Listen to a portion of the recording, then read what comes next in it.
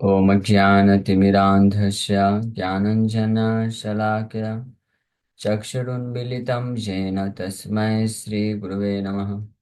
नमः विष्णुपादाय कृष्णपृष्ठाय भूतले श्रीमते भक्तिवेदान्त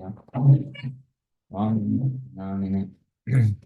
नमस्ते सारस्वतीदेवे गौरवाणी प्रचारिणे निर्विशेष शून्यवादी पाश्चात्यदेशतारिणे। नमो महावदन्याय कृष्णप्रेमप्रदायते कृष्णाय कृष्णचैतन्यनामने गौरतुसे नमः। जय श्री कृष्ण चैतन्य प्रभु नित्यानंद श्री अद्वैत गदाधर शिवासादि गौर भक्त वृंदा। हरे कृष्णा कृष्णा कृष्णा हरे हरे, हरे राम राम राम हरे हरे। हरे कृष्णा। तो आप सभी भक्तों का हार्दिक स्वागत है आज के गौर कथा में। तो हम लोग चर्चा कर रहे हैं श्री चैतन्य भागवत से मध्य खंड और दूसरा अध्याय। तो ये प्रसंग चल रहा है, श्री चैतन्य महाप्रभु फर्स्ट टाइम, पहली बार अपने आप को प्रकाशित कर रहे हैं, भगवत्ता को प्रकाशित कर रहे हैं कि वो स्वयं भगवान हैं। जब ऐसा हुआ कि जो मुस्लिम शासक ने अपने सैनिकों को भेजा, आदेश दिया कि अरेस्ट करने के लिए भक्तों को जो संकीर्तन कर रहे हैं, अभी तक भेजा नहीं है लेकिन ऐसा अफवाह फैल रहा था कि मुस्लिम शासक जो है क्रोधित है और वो अपने सैनिकों को भेज रहा है, भेजने वाला है, और जो भी भक्त लोग संकीर्तन कर रहे हैं उनको अरेस्ट कर लेगा। तो ये इस चीज को जान करके श्रीवास ठाकुर बहुत भयभीत थे। तो भगवान उनके हृदय की बात को, जब है को जानते हुए उनके सामने आकर के अपने आप को प्रकट करते हैं और चतुर्भुज नारायण के रूप में दर्शन देते हैं। और श्रीवास ठाकुर भगवान का स्तुति करते हैं, प्रार्थना करते हैं। और उस वक्त श्रीवास ठाकुर पूरी तरह से भयमुक्त हो जाते हैं, लेकिन भगवान जो है फिर भी पूर्ण रूप से आश्वासन देना चाहते हैं श्रीवास ठाकुर को कि मैं ही सुप्रीम कंट्रोलर हूँ और मेरी इच्छा के बिना वो जो है मुस्लिम राजा वो भेज नहीं सकता है। और अगर वो अरेस्ट करेगा भी तो सबसे पहले मैं अरेस्ट होऊंगा और मैं खुद जाऊंगा और उसको प्रमाणित प्रमाणित प्रूफ करके दिखाऊंगा, प्रमाणित करके दिखाऊंगा कि ये जो संकीर्तन आंदोलन है ये प्रामाणिक आंदोलन है। ये असली धर्म है।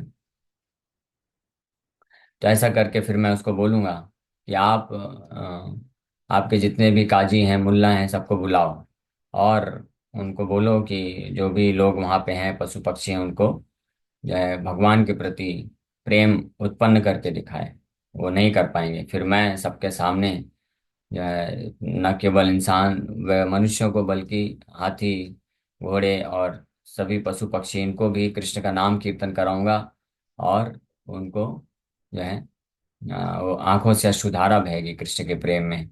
और न केवल इतना ही, राजार यतेक गण राजार सहित सबा कांदाई मु कृष्ण बलि भालुमते।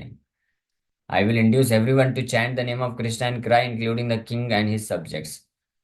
न केवल अन्य लोगों, अन्य पशु पक्षियों की बात, बल्कि वो राजा जो मुस्लिम शासक है, जो अभी विरोध कर रहा है, उसको भी और उसके सारे मंत्रियों को भी, सारे उसके जो साथीगण हैं, सबको कृष्ण के प्रेम में मैं विह्वल कर दूंगा। और जो है वो सब रोएंगे कृष्ण के प्रेम में।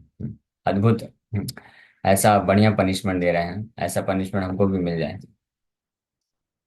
तो भगवान, ये विशेषता है इस अवतार की, श्री चैतन्य महाप्रभु। हाँ, किसी को दंड भी देंगे, पनिशमेंट भी देंगे तो उसको भी कृष्ण प्रेम प्राप्त होगा। भगवान कृष्ण ने जिसको दंड दिए तो कृष्ण प्रेम नहीं दिए उसको, उसको मुक्ति बस दी है। लेकिन श्री चैतन्य महाप्रभु जिसको दंड देते हैं दंड के रूप में क्या दंड देते हैं कि उसको कृष्ण के नाम पे रुलाते हैं, कृष्ण का प्रेम दे देते हैं। इहा तेवा अप्रत्यय तुम्ही वास मने साक्षात करो देखा आपन नयने। Do not maintain the slightest doubt, I will show you now before your own eyes. तो ये तो महाप्रभु बोल रहे हैं कि ऐसा ऐसा मैं करूंगा, आप टेंशन मत लो। और बोल रहे हैं फिर कि इसमें कोई संशय मत रखो, इसमें पूर्ण विश्वास रखो, कोई डाउट मत करना ये सब चीज में। और अगर डाउट होगा तो तुम्हारे डाउट को दूर करने के लिए मैं अभी साक्षात दिखाता हूँ, देखो ध्यान से। अब भगवान प्रमाण प्रस्तुत कर रहे हैं। एक सैंपल प्रस्तुत करके दिखाना चाहते हैं। सम्मुखे देखा एक बालिका अपनी, श्रीवासेर भ्रातृ सुता नाम नारायणी। तो महाप्रभु के जस्ट सामने ही एक छोटी लड़की खड़ी थी, 4-5 साल की बालिका। वो श्रीवास ठाकुर की भतीजी है, उनके भाई की पुत्री। तो जस्ट सामने खड़ी हुई है। तो भगवान अब एक प्रमाण प्रस्तुत करने वाले हैं। अद्यापि वैष्णव मंडले यार ध्वनि, चैतन्य अवशेष पात्र Narayani. Even today Narayani is known among Vaishnavas as the recipient of lord Chaitanya remnants. अद्यापि आज भी, यानी वृंदावन ठाकुर लिख रहे हैं कि आज भी वो जो घटना घटित हुई वहां पे, महाप्रभु जो प्रूफ प्रमाण करके दिखाए, आज भी वैष्णव समाज में उसको याद किया जाता है। और आज भी नारायणी को लोग, जैसे ही नारायणी का नाम आता है तो लोग याद करते हैं कि चैतन्य महाप्रभु का उच्चिष्ट जो है महाप्रसाद प्राप्त, इतना कृपा को प्राप्त करने वाली पात्र है नारायणी। सर्वभूत अंतर्यामी श्री गौरांग चांद, आज्ञा कैला नारायणी कृष्ण बलिकान। Shri Gaurang the super soul of all living entities, सभी जीवात्माओं के परमात्मा नारायणी को आज्ञा दिए। Narayani chant the name of Krishna and cry. Narayani को इमीडिएटली बोले, बोलो कृष्ण कृष्ण। हाँ, और कृष्ण कृष्ण बोलो और प्रेम में विह्वल हो जाओ, ऐसा बोलते हैं। चारि वत्सरेर से उन्मत्त चरित, हा कृष्ण बलिया कांदे नाही कसंवित। That 4-year-old child immediately acted like she was mad. She cried, chanted, "O Krishna," and forgot herself. तो जैसे वो 4 वर्ष की बालिका मात्र है, भगवान जैसे आज्ञा दिए कि कृष्ण बोलो और रो, तो कृष्ण का नाम लेने, हा कृष्ण बोल करके इतने दिव्य, सर्वोच्चतम प्रकार का जो कृष्ण के प्रति प्रेम है उसको, भाव को प्रकट करने लग गई। और कृष्ण बोल बोल करके रोने लग गई और भूल गई अपने आप को। She practically became mad in love of Krishna. अंग वही पड़े धारा पृथ्वी तले, परिपूर्ण हैल स्थल नयनेर जले। Tears flowed from our eyes to the ground, making the area around her पेट। इतना अश्रुधारा बह रहा है कि पूरा आसपास का क्षेत्र उसके पूरा गीला हो गया। हासिया हासिया बले प्रभु विश्वम्भर, एखन तुम्हार की गुछिल सब डर। अब भगवान विश्वम्भर शिवाज ठाकुर की तरफ देखते हुए बोले, now have your fears been dispelled. अब आपका भय दूर हुआ कि नहीं हुआ? ये प्रमाण सफिशिएंट है, पर्याप्त है। ये प्रमाण प्रस्तुत कर दिया। तो अब आपको पूर्ण विश्वास होना चाहिए कि आप डरो मत। अगर वो मुस्लिम शासक अरेस्ट करके लेके भी जाएगा तो मैं खुद सबसे पहले जाऊंगा, और पूरी सभा में वो सारे लोगों को, वहां पे जितने पशु पक्षी घोड़े हाथी होंगे सबको, और उस राजा को भी, उसके सारे सैनिकों को, सारे मुस्लिम लोग वहां पे जो उपस्थित रहेंगे सबको कृष्ण का नाम कीर्तन कराऊंगा और सबको कृष्ण के प्रेम में रुला दूंगा। हाँ, अब विश्वास हो गया। महावक्ता श्रीनिवास सर्व तत्व जाने, आसफा लिया दुई भुज बल प्रभु स्थाने। The expert speaker Srinivas knew all the truth. Srinivas Thakur तो पंडित हैं, तो सारा तत्व जानते हैं। तो अपने दोनों हाथों को ऊपर उठा करके अब बोलना प्रारंभ कर दिए भगवान को। काल रूपी तुम्हारा विग्रह भगवाने, यखन सकल सृष्टि संहारिया आने। तखन न करी भय तोर नाम बले, एखन किसेर भय तुमी मोर घरे। O Lord, when you in the form of time annihilate the entire creation, I am not afraid due to the power of your holy names.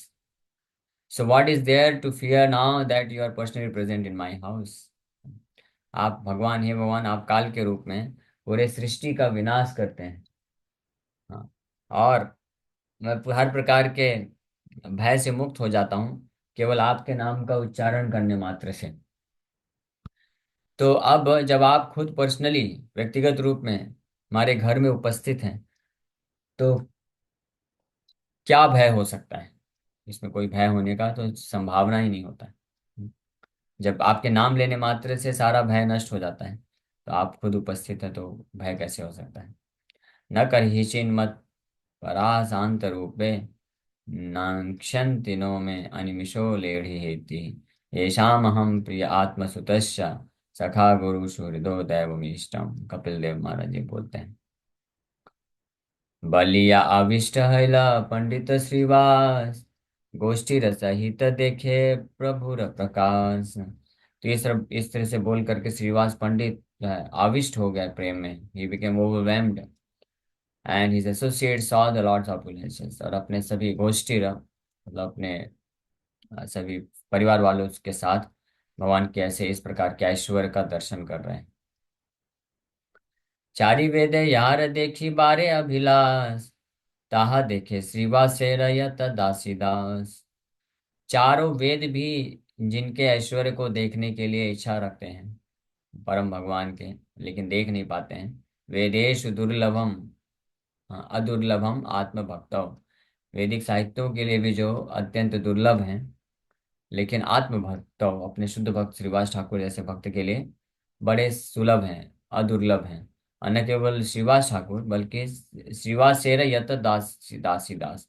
उनके घर में जितने भी नौकर नौकरानी थे सब भगवान के उस अद्भुत ऐश्वर्य का दर्शन कर रहे हैं, जिसको चार वेद भी, चार वेदों में भी जिसका वर्णन दुर्लभ है, यानी चार वेद भी उसको प्राप्त नहीं कर सकते हैं। कि बलि बसिवा सेरा उदार चरित्र, यहाँ चरण धूले संसार पवित्र। What can I say about the magnanimous characteristics of Srivas? The dust of his lotus feet purifies the entire world. तो श्रीवास ठाकुर महाशय का इतना बड़ा सौभाग्य है, तो उनके इस उदार चरित्र के बारे में मैं क्या बोलूं, यानी वर्णन करना भी दुर्लभ है जिनको ऐसा परम सौभाग्य मिला। उनके चरण कमलों के डस्ट जो है, धूल है, वो पूरे त्रिभुवन को शुद्ध करने की शक्ति रखते हैं। कृष्ण अवतार ये न वसुदेव घरे, यते कविहार सब नंदेर मंदिरे। Krishna appeared in the house of Vasudev, yet he enjoyed various pastimes in the house of नंद महाराज। ये सब जानते हैं कि कृष्ण वसुदेव के यहाँ तो प्रकट हुए, लेकिन भगवान जो है नंद महाराज के यहाँ अपनी लीलाएं करते हैं। तो उसी प्रकार से जगन्नाथ घर हैला ये अवतार, श्रीवास पंडित घर यते कविहार। तो जगन्नाथ मिश्र के घर में प्रकट हुए जी निमाई, और लेकिन अनेकों अनेकों प्रकार की लीलाएं किए श्रीवास पंडित के घर में, विशेष रूप से संकीर्तन लीला।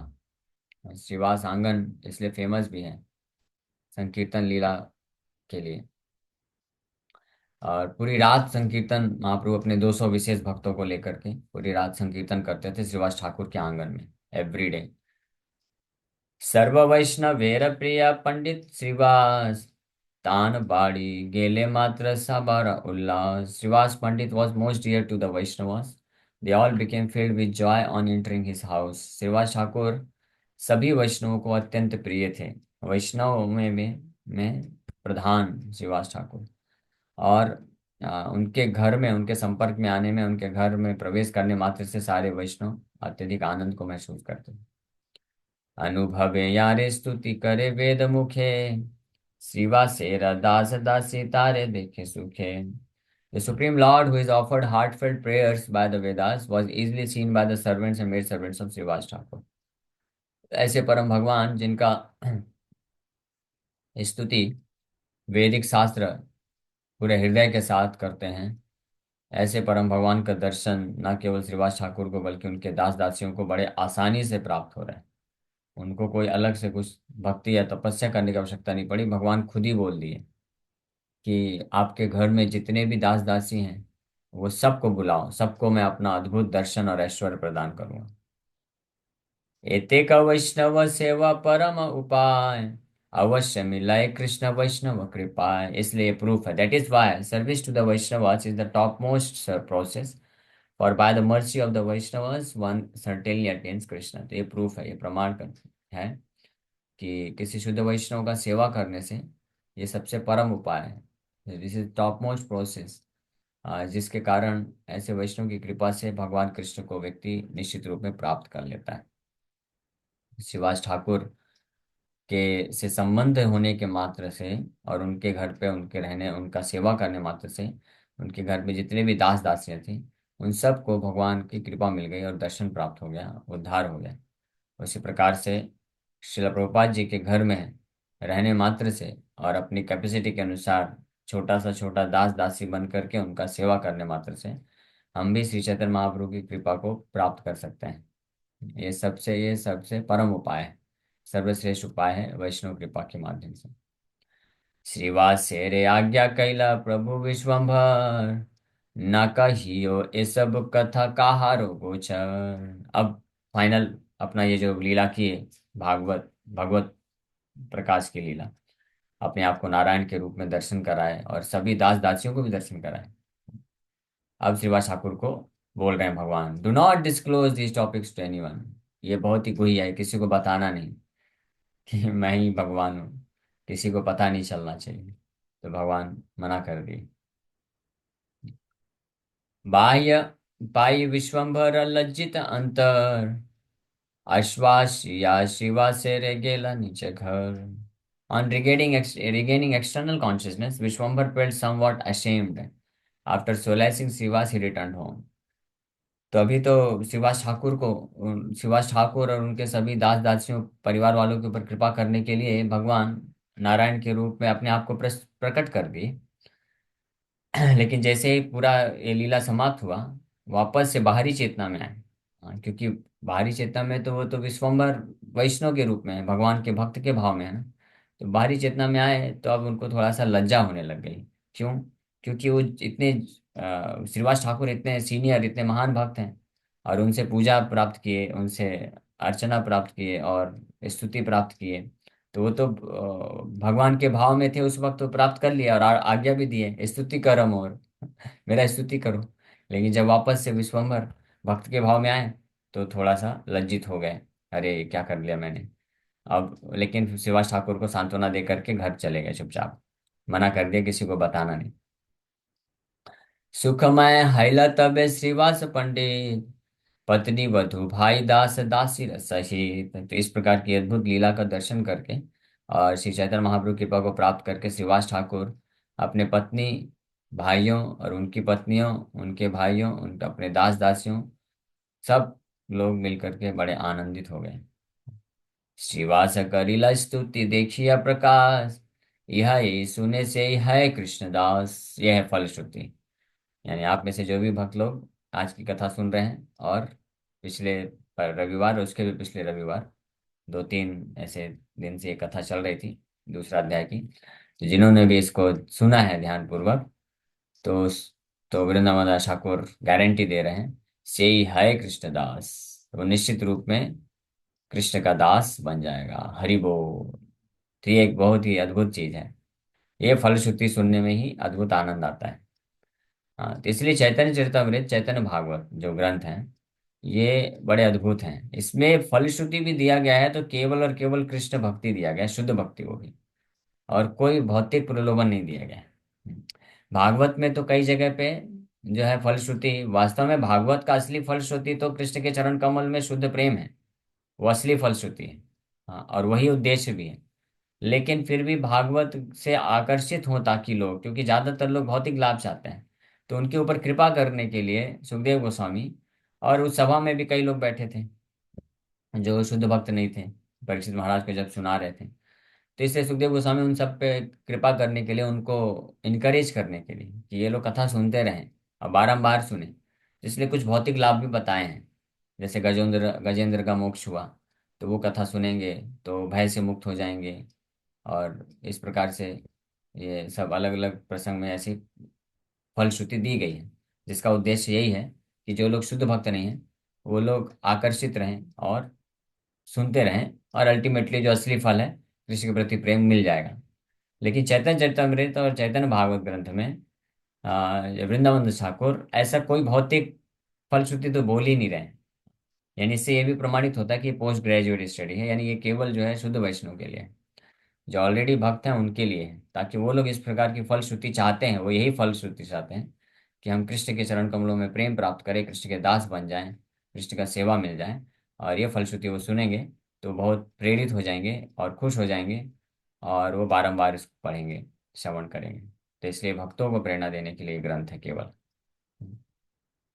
अंतर्यामी रूपे बलराम भगवान, आज्ञा कैला चैतन्य गाइत आख्यान। Lord Balaram in the form of the super soul ordered me to glorify the topics of Shri Chaitanya. तो वृंदावन दास ठाकुर जी बोल रहे हैं कि जितना भी मैंने यहाँ पे गुणगान किया चैतन्य महाप्रभु की दिव्य लीलाओं का, तो ये साक्षात भगवान बलराम अंतर्यामी परमात्मा के रूप में हृदय में उपस्थित हैं। उन्होंने मुझे आज्ञा दिया इस प्रकार से चैतन्य महाप्रभु का गुणगान करने के लिए। तो नित्यानंद प्रभु या भगवान बलराम जी मेरे प्रेरणा स्रोत हैं, जो जिनकी आज्ञा से, जिनकी कृपा से चैतन्य महाप्रभु की दिव्य लीलाओं का मैं गुणगान कर पा रहा हूँ। वैष्णवेरा पाय मोर ए नमस्कार, जन्म जन्म प्रभु मोर हऊ हलधर। अब अपने हृदय की आंतरिक इच्छा को प्रकट कर रहे हैं वृंदावन दास ठाकुर कि हे सभी वैष्णवगण जो भी इस इन लीलाओं को पढ़ रहे हैं मेरे ग्रंथ के द्वारा और जो सुन रहे हैं, आप सबसे मेरे को आशीर्वाद की कामना है। मैं आप सबके चरण कमलों में प्रणाम करता हूँ।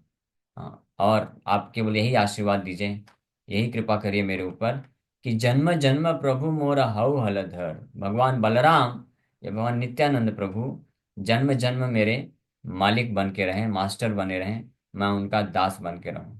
जन्म जन्म, बर्थ आफ्टर बर्थ, मैं भगवान हलधर की कृपा को प्राप्त करता रहूं। तो ये आ, वृंदावन ठाकुर कृपा की याचना कर रहे हैं उन सभी भक्तों से जो इस ग्रंथ को पढ़ रहे हैं, जो सुन रहे हैं। तो अपने अंतःकरण की बात भी वर्णन कर रहे हैं। तो उसी प्रकार से आप सब भक्त लोग, अगर आप सबको एक और कथा श्रवण करने में कुछ लाभ मिल रहा है, आनंद मिल रहा है, तो आप सब भी कृपा करिए कि गौर निताय के चरण कमल का आश्रय, हाँ, हम प्राप्त कर सकें।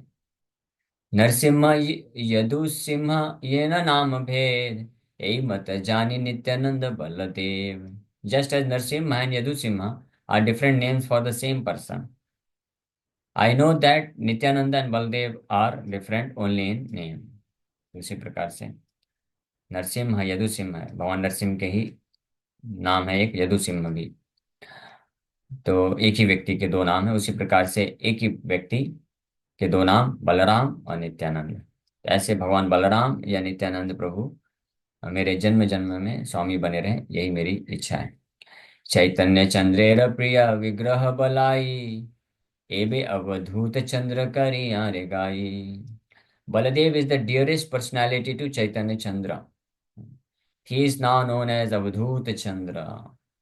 बलदेव भगवान बलराम जो है चैतन्य चंद्रेर प्रिय विग्रह, चैतन्य चंद्र यानी कृष्ण चंद्र या चैतन्य चंद्र के बहुत ही प्रिय हैं बलाई, भगवान बलराम।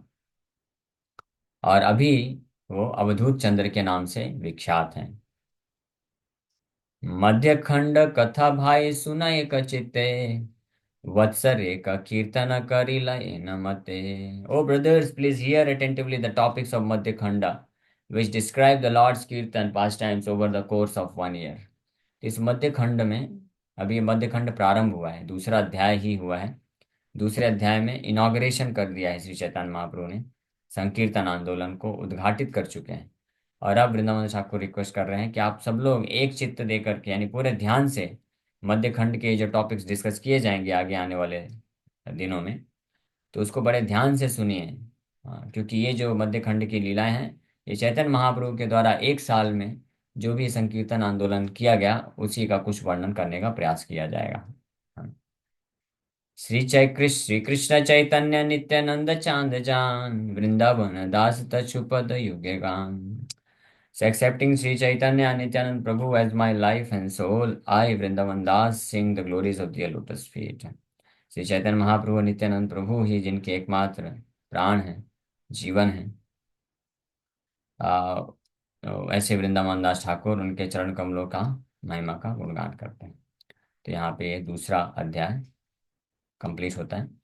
हम लोग नेक्स्ट सेशन से दोपहर को तीसरा अध्याय प्रारंभ करेंगे। The lord manifest his Varaha form in the house of Murari and meets with Nityananda प्रभु।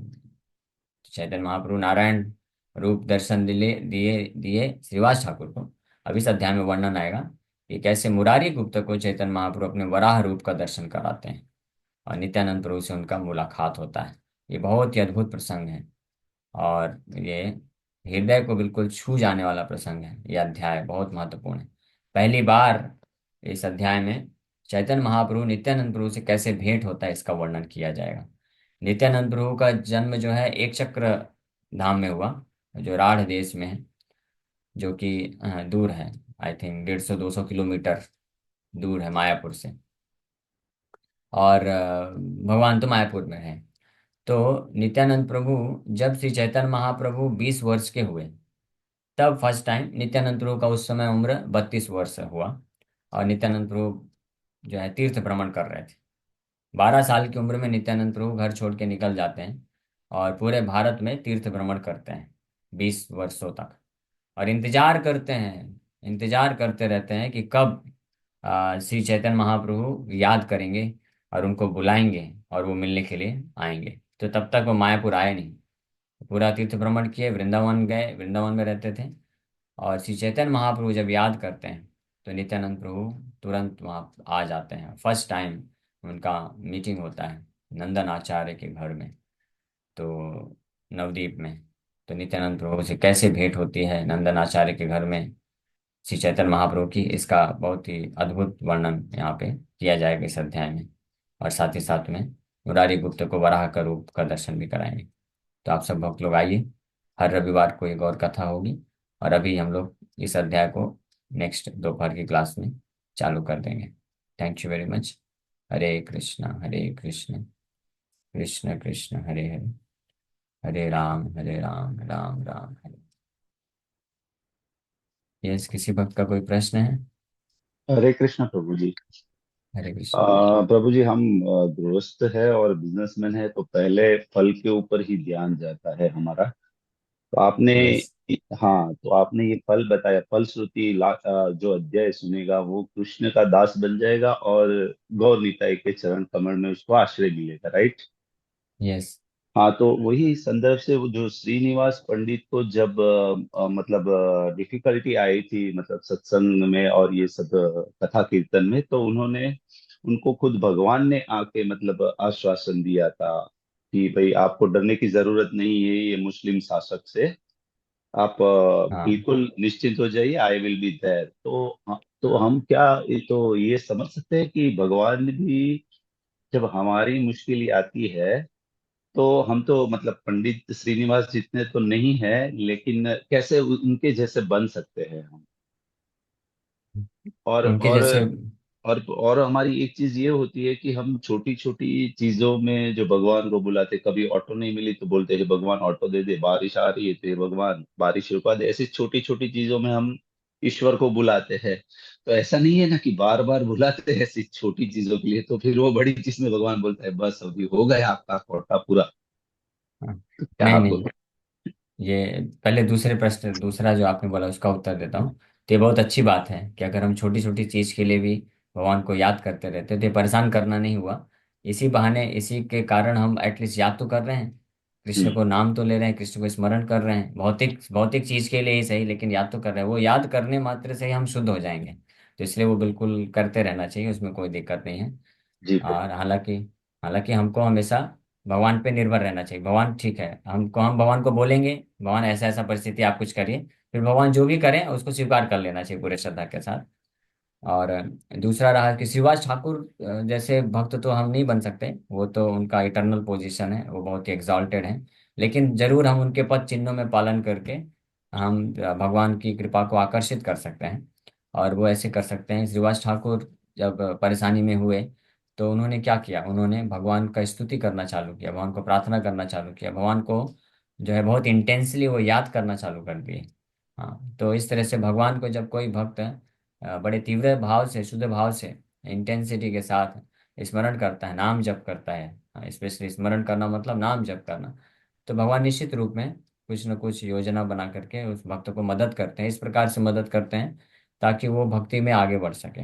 भगवान का मेन कंसर्न ये रहता है, तो उसके लिए भगवान फिर अरेंजमेंट करते हैं। जी। तो जो बहुत ही उच्च कोटि के शुद्ध भक्त होते हैं तो भगवान व्यक्तिगत रूप से भी आ जाते हैं। लेकिन हमारे लिए भगवान आ भी सकते हैं अगर हम उस स्थिति को प्राप्त करें, और नहीं तो भगवान किसी न किसी माध्यम से हमारे ऊपर कृपा करते हैं, हेल्प करते हैं हमको। Thank you Prabhu ji. Hare okay, Krishna. Hare Krishna.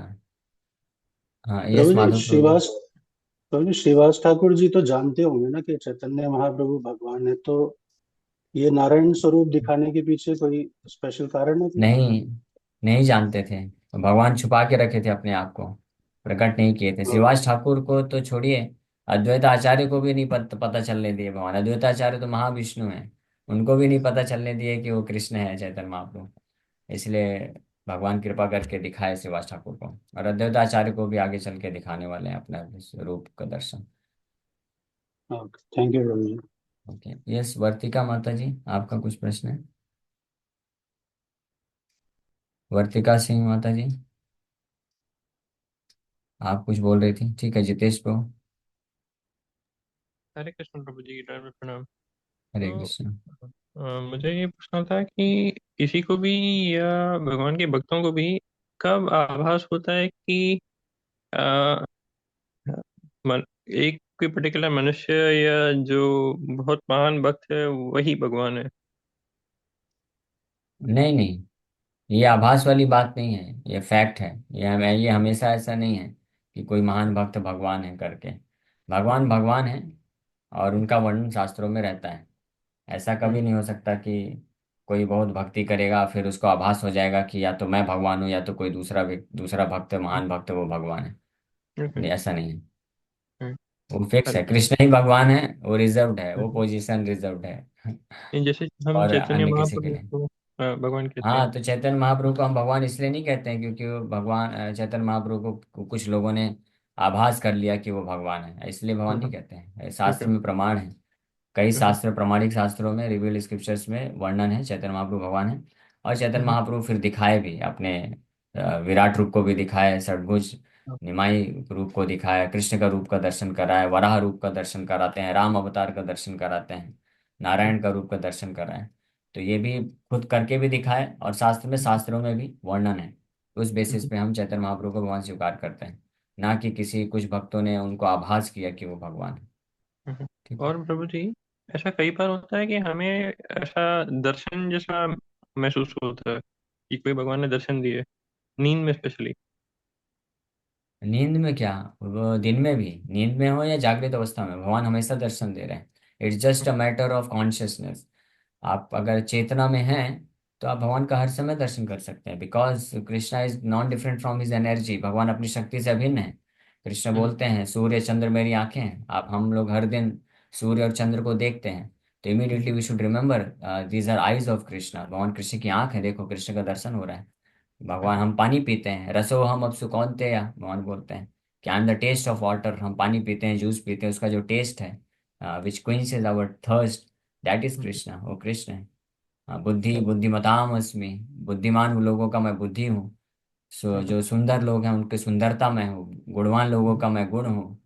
इस प्रकार से कृष्ण ही सब कुछ है, तो हम हर समय हर क्षण कृष्ण का दर्शन कर सकते हैं। हरे कृष्ण प्रभु जी, ठीक धन्यवाद। है, ओके। धन्यवाद। हरे कृष्णा, चलो प्रणाम। प्रभु जी, जैसे कि हमारे आसपास यहाँ गांव इलाका है, तो यहाँ पे बहुत सारे गांव गायों को लोग छोड़ देते हैं, बहुत दूर दूर से लेके आते हैं, छोड़ देते हैं, फिर वो सारी गायें जो है इधर उधर दूसरों के खेतों में पड़ती है। तो यहाँ के जो आसपास के लोग हैं, वो जो बिजली वाला तार होता है, हाँ, सारे लोग अपने खेतों में लगाएं, तो उससे कभी कभी उनकी जान भी चली जाती है। तो क्या ये सही है? नहीं बिल्कुल सही नहीं है, गलत है ये। तो इसका आपको, अगर गांव में है तो जो उनके सरपंच है, मुखिया, उनको सूचित करना चाहिए, और उनको फिर ऐसा नियम बनाना चाहिए कि कोई भी ऐसे बिजली के तार ऐसे नीचे नहीं करना चाहिए, प्रॉपर अरेंजमेंट करना चाहिए। नहीं तो इसका बहुत नहीं, महान जैसे कि अपराध, पाप लगेगा। नहीं, जैसे कि खेतों में जैसे पूरा मतलब घेरने के बाद उसमें जो झटका टाइप का होता है वो लगवाते हैं, तो कभी कभी उससे जैसे कि जो जानवर होते हैं चरने आते हैं, तो वो उनकी हाँ, मैं डेथ समझ भी गया। हाँ, तो ये गलत है ना, तो इसलिए ऐसा कुछ अरेंजमेंट करना चाहिए कि वो ना हो। तो ये उनका जिम्मेदारी है, तो आपको सूचित करना चाहिए। और यहाँ सारे लोग उन्हें सूचित करते हैं, बट वो कुछ करते ही नहीं है।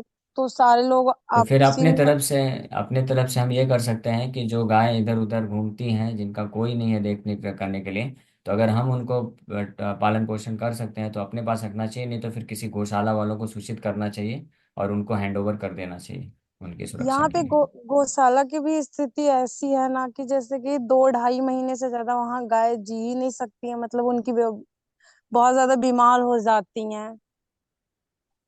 तो फिर आसपास कोई दूर ऐसे कोई गौशाला वालों को सूचित करना चाहिए। ऐसे और भी कई बड़े गौशाला वाले होते हैं जो अन्य गांव से भी गाय को लेके जा सकते हैं, तो पता करना चाहिए। बिजली का देखिए, झटका किसी को भी लग सकता है, ऐसा कह दीजिए आप सरपंच को।